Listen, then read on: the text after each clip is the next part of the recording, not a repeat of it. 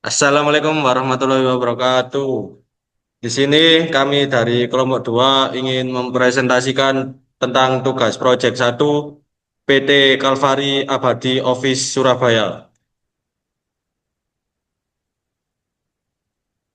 Per- di sini kita akan memperkenalkan anggota kami. Saya Farhan Hakim Pratama dengan NBI 14 12 4049.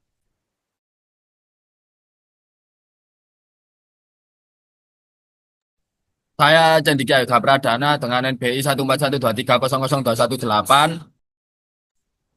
Saya Jeffrey Fatikuroman dengan NBI 1414161. Saya Alia Friska Aulia dengan NBI 1412400 169.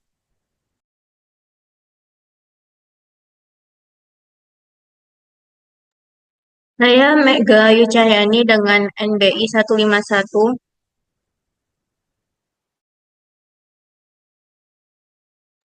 Saya Kalista Aurora dengan NBI 1412400 163.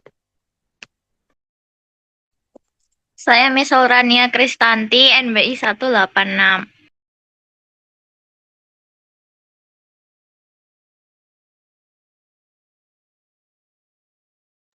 Di sini daftar isi penelitian proses perancangan SDM pada PT Kalvari Abadi Office Surabaya. Yang pertama, deskripsi perusahaan, 2, visi dan misi, 3, tata nilai Kalvari, 4, struktur, 5, perencanaan SDM, 6, rekrutmen, 07, 7, PUAC, 8, kesimpulan, 9, tanya jawab.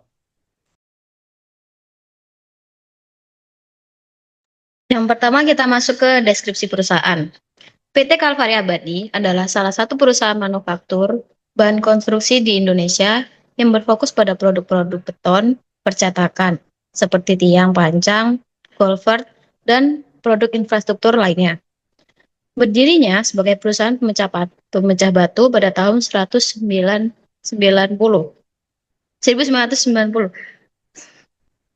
berupa badan usaha perseroan terbatas bernama PT Kalvari Abadi berdasarkan akta pendiri dari kantor notaris dengan nomor akte C116. Perusahaan terakhir kalinya dengan akte tahun 2001, nomor akte 4 pada tahun 2002 didirikan plat masoneri Concord di Desa Dinoyo, Kecamatan Jatiterjo, Mojokerto, untuk memproduksi berbagai macam jenis dan bentuk paving stone dan aksesorisnya.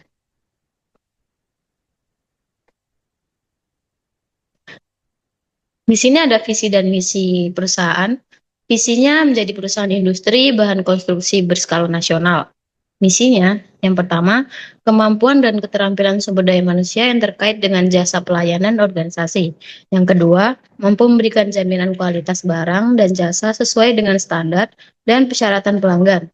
Yang ketiga, memberikan jaminan dan menjaga original barang. Yang keempat, memberikan pelayanan terbaik dan mengutamakan kepuasan pelanggan dengan selalu berupaya melakukan pengiriman barang dan menyelesaikan pekerjaan tepat waktu. Yang kelima, memiliki jaringan kerja yang luas dan dikenal oleh semua kalangan terkait dengan bidang jasa konstruksi. Yang keenam, meningkatkan originalitas barang sesuai standar barang bergaransi dengan harga yang kompetitif.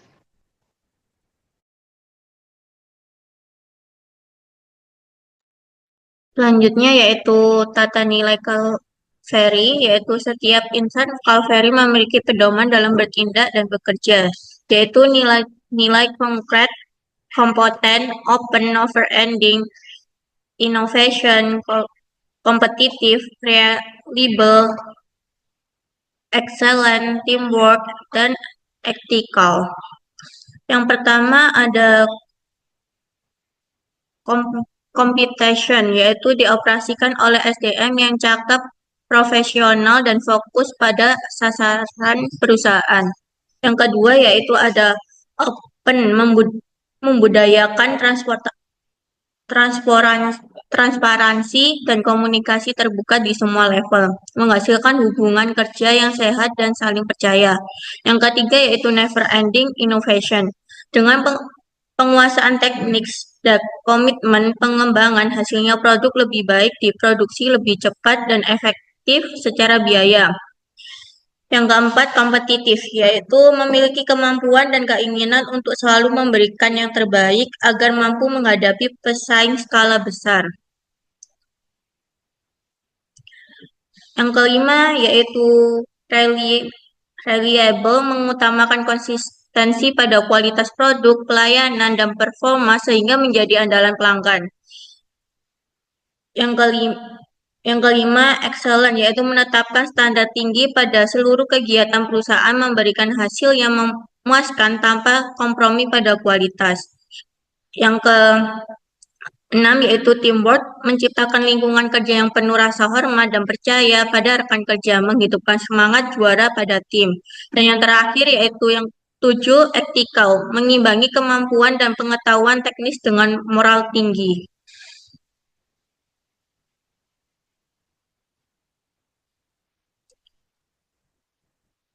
Berikut yaitu struktur perusahaan PT Kalvari Abadi.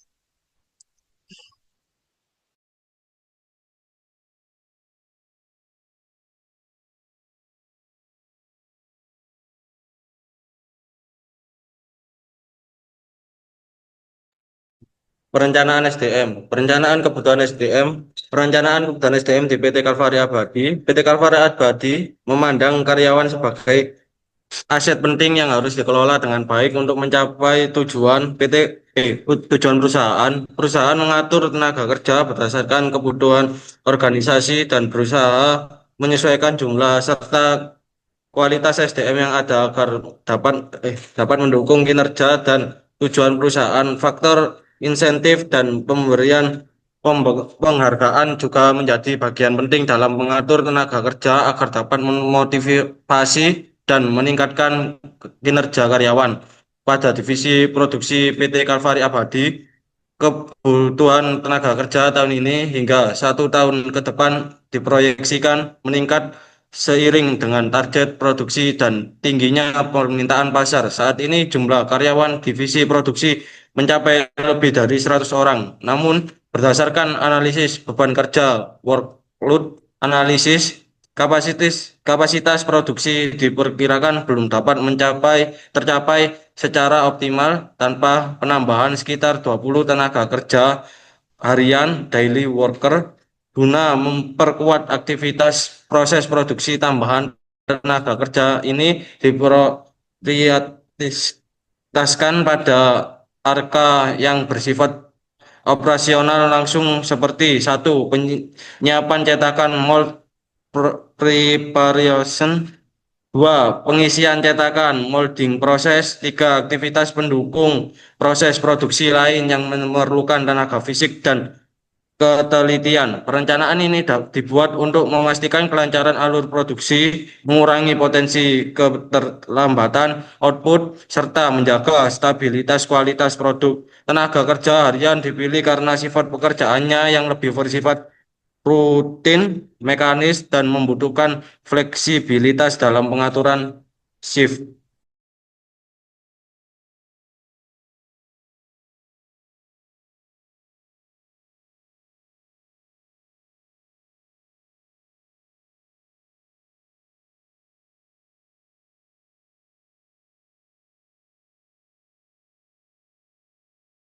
Aku lagi.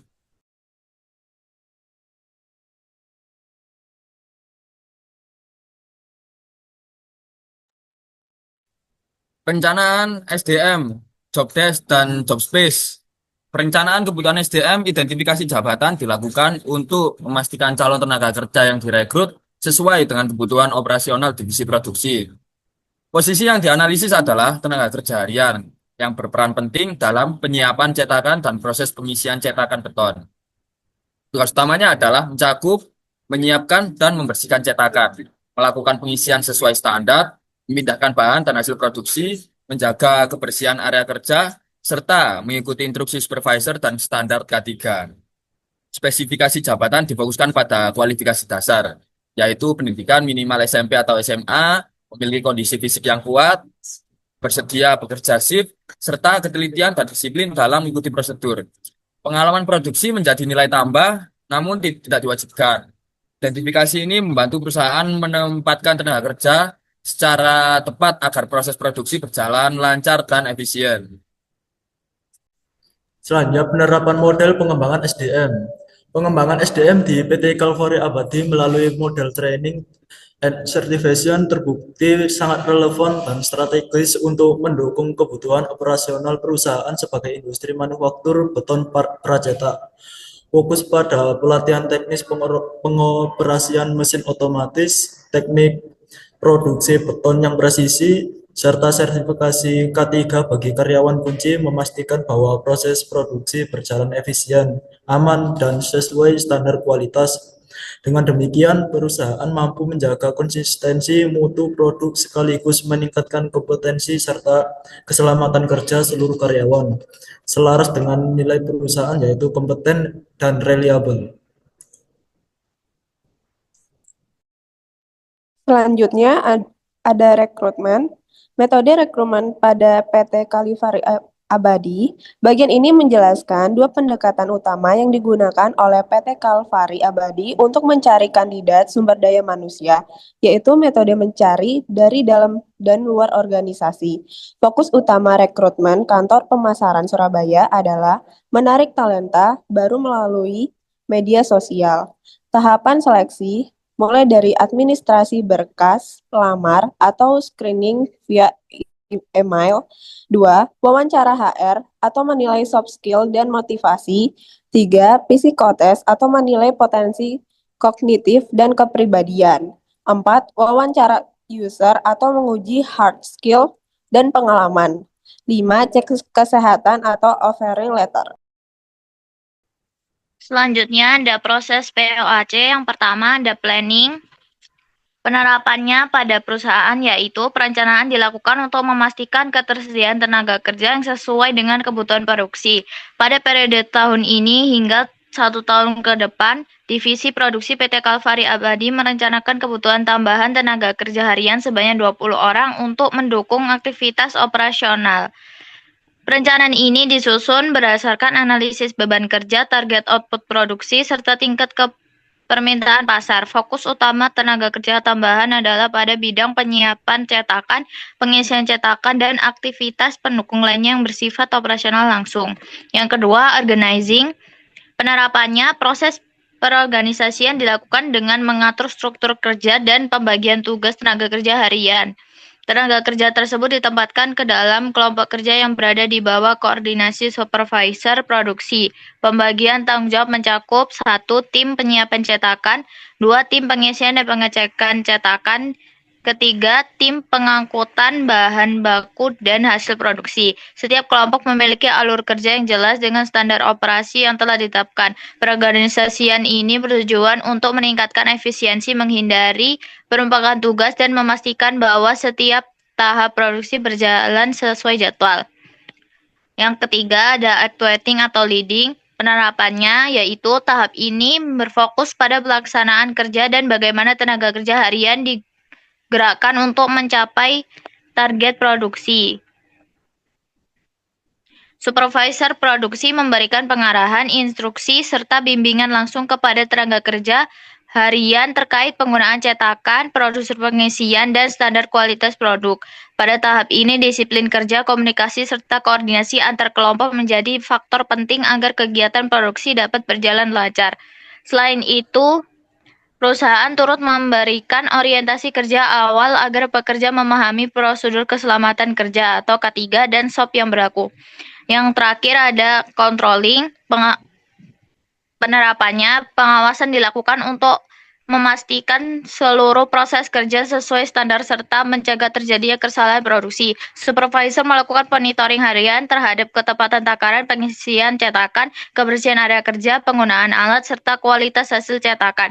Evaluasi dilakukan secara berkala untuk menilai apakah tenaga kerja harian telah bekerja sesuai target dan prosedur.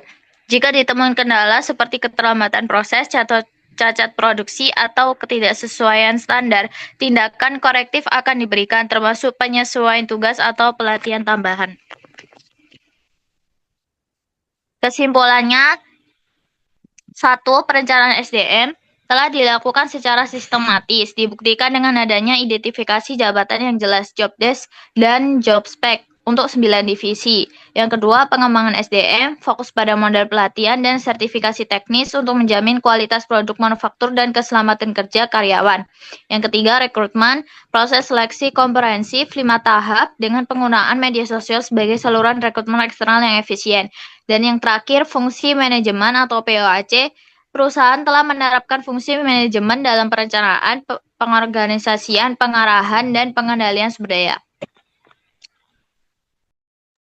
Sekian presentasi dari kelompok 2 mengenai penjelasan PT Kalvari Abadi. Saya kira sampai sini. Terima kasih. Assalamualaikum warahmatullahi wabarakatuh.